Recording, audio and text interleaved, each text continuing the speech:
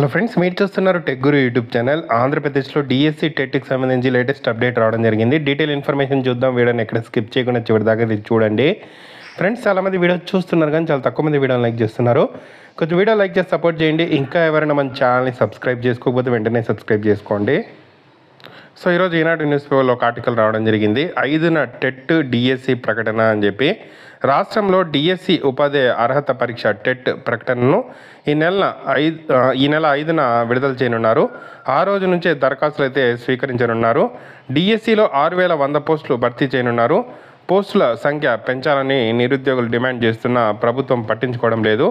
ఈసారి కొత్తగా 12 ఏళ్ల క్రితం తొలగించిన అప్రెంటిషిప్ విధానాన్ని తీసుకురానున్నారు.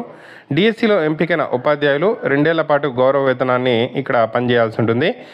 అప్రెంటిషిప్ సమయంలో ఎవరైనా ఏపీ ఉద్యోగులు నిబంధనలు విరుద్ధంగా వ్యవహరించారని ప్రభుత్వం భావిస్తే వాళ్ళని అప్రెంటిషిప్ సమయాన్ని పెంచే అవకాశం అయితే ఉంటుంది.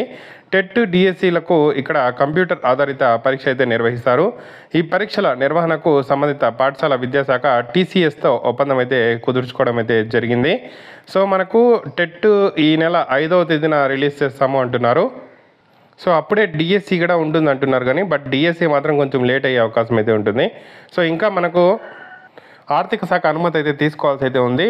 సో నిన్న చూసుకుంటే అన్ని జిల్లాల ఏదైతే డిఈఓలకు ఆదేశాలు అయితే ఇవ్వడం జరిగింది. ఖాళీలకు సంబంధించి రోస్టర్ పాయింట్స్ అవన్నీ చూసుకోండి అని చెప్పి. సో అవన్నీ మనకు రేపటిలోగా 4వ తేదీ లోపల వచ్చేస్తాయి. సో మనకు 5వ తేదీన అప్డేట్ అయితే వచ్చే అవకాశం అయితే ఉంది. టెట్ మాత్రం 5వ తేదీన రిలీజ్ అయ్యే అవకాశాలు అయితే ఉన్నాయి. సో ఈరోజు వచ్చిన అప్డేటెడ్ ఇన్ఫర్మేషన్ అయితే ఇది. ఎటువంటి సమాచారం టెట్ డిఎస్సికి వచ్చిన మన ఛానల్ ద్వారా చెప్తాను. సో 6,100 పోస్టులు అయితే తక్కువే కానీ మనము ఏమీ చేయలేని పరిస్థితి. గవర్నమెంట్ ఒక 20,000 ఖాళీలు ఏదైతే ఖాళీగా ఉన్నాయో వాటిని కూడా మొత్తంగా రిలీజ్ చేసింటే బాగుండేది. సో ఈ అప్రెంటిషిప్ విధానం తెచ్చినా కూడా ఆ 20,000 ఖాళీలు రిలీజ్ చేసింటే ఒకేసారి సో నిరుద్యోగులకైతే న్యాయం జరిగిండేది.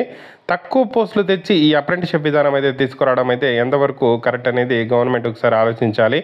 సో ఇది ఫ్రెండ్స్ అప్డేట్ అయితే. Thank you for watching. తప్పకుండా వీడియోని అయితే లైక్ చేసి షేర్ చేయండి.